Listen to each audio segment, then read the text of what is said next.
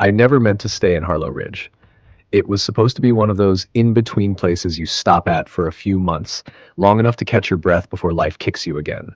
A quiet town, cheap rent, decent coffee, no crime, no noise, just fog rolling through the valley like a tired ghost. The first thing I noticed was how early the nights came. By 5:30, the streets were empty, every window shuttered.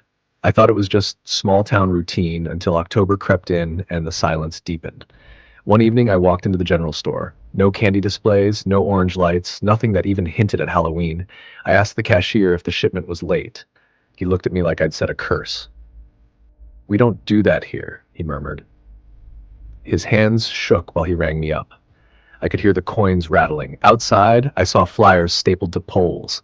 "Close your doors. Stay inside. Do not acknowledge the knock." The paper fluttered like it was breathing. I laughed, nervous kind of laugh. But the old woman across the street crossed herself when she heard me. By October 25th, I was the only person walking around after dark. Every porch light was off, every curtain sealed. Even the gas station shut early. The town felt hollow, like everyone was hiding from something that remembered names. On the 30th, I heard the first knock. 3 slow taps against my door, steady as a heartbeat. I thought maybe it was a kid playing a prank. But the sound, it wasn't knuckles. It was softer, almost wet. I looked through the peephole. Nothing. Just fog. Then, faintly, a child's voice. "Trick or treat." The voice was wrong. Too calm. Too patient. When I finally opened the door, there was a candy wrapper on the step. Brand long discontinued. The paper was warm, like it had just been in someone's palm. I dropped it and slammed the door. The next morning, my neighbor, Mrs. Calloway, cornered me by the mailbox. Her hands trembled around a stack of letters she'd never sent. "They came to you," she whispered. "You opened the door, didn't you?" I told her it was just a joke. She shook her head. "They always start with the newcomers. Close your curtains tomorrow night. Don't answer. Not for anyone." That night, I couldn't sleep. The house felt like it was breathing. Around midnight, I heard footsteps on the porch. Slow, dragging, deliberate. Then, a whisper near the window. "You're new here." I froze. My phone had no signal. The power flickered once, twice, then died completely. The only light came from outside, dim orange flickers moving through the fog like lanterns. They stretched down the street in a perfect line toward the woods. Every instinct told me to stay inside, but curiosity has teeth. I grabbed my jacket, opened the door, and stepped into the cold. The air smelled like burnt sugar and rain. Each lantern hung from a thin rope tied to trees that shouldn't have been there. The road seemed longer. Wrong. I followed them anyway. The further I walked, the quieter everything became, until even my breathing sounded too loud. Half a mile in, I saw figures, 5, maybe 6, standing among the trees. They wore old costumes, papier-mâché masks, faded clown paint, a witch's hat crumbling with mold. Their heads turned in perfect unison when they noticed me. "Hey," I said, my voice cracking. "What is this? Some kind of reenactment?" None of them spoke. One of them, a small shape about the height of a child, lifted a hand and pointed at me. The others began to whisper, not words exactly, just sounds that felt like breathing turned backward. I stepped back. Branches behind me snapped. Someone or something was standing there. I caught a glimpse of a mask, black, featureless, glinting under the lantern light. And then I heard the voice again, that same calm, childlike tone. "Trick or treat?" I ran. I don't remember the forest path twisting that way, but it felt endless. When I finally burst back into town, the lanterns were gone. Every window was dark. Only my house light burned, and even that flickered like it didn't want to. Inside, the candy wrapper lay on the floor where I dropped it, but now it was damp, smeared with something that looked like soot or ash. I didn't sleep that night. I just sat by the window, waiting for dawn. When the sun finally came up, I went to Mrs. Calloway's place to tell her what I'd seen. Her door was wide open, coffee still warm on the table. No sign of her anywhere, except for her curtains, ripped down and lying on the floor in the shape of a person. I left town that morning, or tried to. The highway out was blocked, massive tree fallen across both lanes, no tire marks, no sound of chainsaws or crews. When I turned around, the "Welcome to Harlow Ridge" sign was gone. In its place stood a new one, closed for Halloween.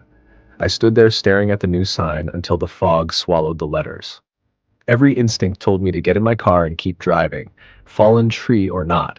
But when I turned the key, the radio came alive, even though it had been dead for weeks. A voice whispered through the static, "You left your door open." I looked back toward the house. The front door, which I was sure I'd locked, swung gently in the wind. I should have driven off. Instead, I walked back. Every step toward that house felt like sinking deeper into someone else's dream. Inside, the air was heavy, thick with that burnt sugar smell again. The lights flickered once, and for a split second I saw shapes moving where my reflection should have been. I blinked, and they were gone. On the floor sat a shoebox I didn't own. Inside were Polaroids, grainy, yellowed, each showing the same porch, the same fog, the same candy wrapper. But in every photo, there was someone standing on the steps. Different faces, all wearing that featureless black mask. I flipped through them until I reached the last picture. It was of me. Taken from inside the house, behind me through the peephole glass, a faint hand pressed against the door. I dropped the box, the photos scattered across the floor like a deck of warnings. And from the kitchen came the same slow knock, 3 times. I didn't open it. I couldn't move at all. The knocking stopped, replaced by the whisper of something brushing along the hallway walls, circling closer until the sound reached my ear. "You looked at them," it breathed. Then silence. I stayed frozen there until morning light bled through the windows. Everything looked normal again. Even the sign on the highway was back to the old "Welcome to Harlow Ridge." That should have been the end. But Harlow Ridge doesn't end things. It buries them. I started digging. I went through county records, microfilm newspapers, anything I could find. Most of the archives for October 1983 were missing. The librarian told me, without looking up from her desk, sometimes the ink doesn't like to remember. But there was one surviving article, half burned, taped into an old ledger. Headline: "Town cancels Halloween parade after unexplained disappearances." The photo beneath it made my throat close, rows of smiling people in costumes. And there, standing at the edge of the crowd, was the same figure in the black mask. The caption read only, "Unidentified guest."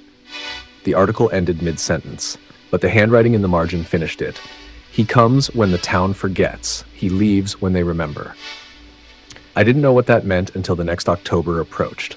The first flyer appeared on my porch. Same words as before: "Close your doors, stay inside, do not acknowledge the knock." But this one had a date scrawled at the bottom: my birthday. That night I sat in the dark, every window covered, every light off. Midnight came and went without a sound. I started to believe maybe it was over. Then the radio clicked on again. "You remember now," the voice said. The doorknob turned, not fast, slow, steady, patient. A breeze moved through the house, bringing with it the smell of autumn rain and something underneath it: smoke. I whispered to the empty room, "What do you want from me?" The answer came softly, almost kindly: "A place to stay." The last thing I remember is the sound of the door opening, just a crack, and the feeling of something brushing past me, cold as fog, careful not to touch. When I woke, it was morning. The house was empty again. But outside, every window on the street was boarded, every curtain drawn, and nailed to my front door was a new flyer. Town closed, October 31st. Underneath, in smaller handwriting, "Thank you for letting us in."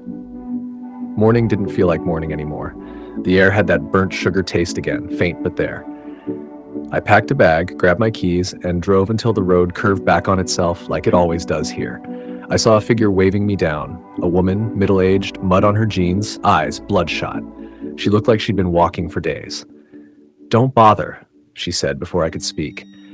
"You can't leave this place when it remembers you." Her name was Elise. She used to be a reporter in the next county, came here years ago to write about the disappearances. She'd never gone home. We sat in the diner, one of the few buildings still open. No other customers. The clock above the counter ticked, but the hands didn't move. She spread old photos across the table, all from different decades, all the same Halloween parade. Every picture had that masked figure somewhere in the crowd. Sometimes a reflection in a shop window, sometimes standing behind the mayor, sometimes in the middle of the street, face tilted toward the camera. "I tried to follow him," Elise said. "Tracked every name from the 1983 list. Everyone who saw his face ended up moving here. The town grows out of them." "What do you mean, grows?"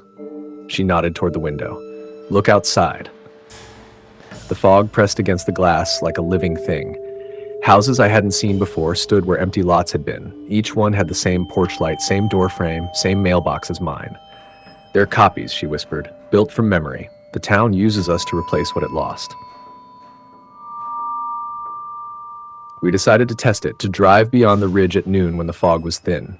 We passed the old school, the post office, the forest line, then the odometer froze. The GPS flickered between coordinates, then showed the same message over and over: return to Harlow Ridge. Elise slammed the brakes. In the road ahead stood a single lantern, burning even in daylight. Beneath it, the candy wrapper, same one that had appeared on my porch. But this time, it was folded open, and inside lay a Polaroid. Us, sitting in the diner, taken from outside the window. I looked around, nothing but fog and the echo of something moving in it. Elise started the car again, muttering, "We're already in the next loop. He's rewriting." Back in town, the streets were empty. Every door had a new flyer nailed to it. October extended. No date, no end. That night, Elise pored over her notes while I checked the attic for a radio signal. Only static, until the whisper came through again. "You looked for me." Elise froze. "He knows," she said. "He always knows when you try to remember." Then the knocking started, on every wall at once, 3 times, perfectly in sync. We held our breath. The sound stopped, replaced by the faint hiss of the radio, turning itself off. In the silence that followed, I finally asked the question I'd been avoiding. "What happens if we find him first?" Elise smiled, a tired, broken smile. "Then maybe the town forgets for good, but no one's ever made it to the heart."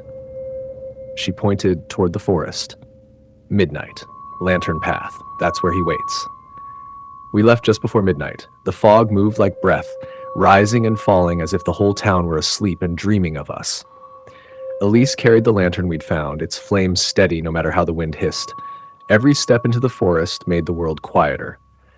The hum of streetlights faded, the air turned colder, and my phone's screen began to pulse like a heartbeat. The path curved between trees that leaned inward, their bark the same gray as the sky. Somewhere far off, a child laughed, not a happy sound, just practiced. Elise didn't flinch. "That's how it calls you," she said. We reached a clearing. Lanterns hung from branches in a perfect circle, all burning with the same yellow light. And in the center stood him, the man with the mask. Except it wasn't a mask. It was a face stretched thin like paper over something that didn't quite fit inside. The eyes glowed dull orange, with the same color as every porch light in Harlow Ridge. Elise lifted her lantern higher. "We know what you are."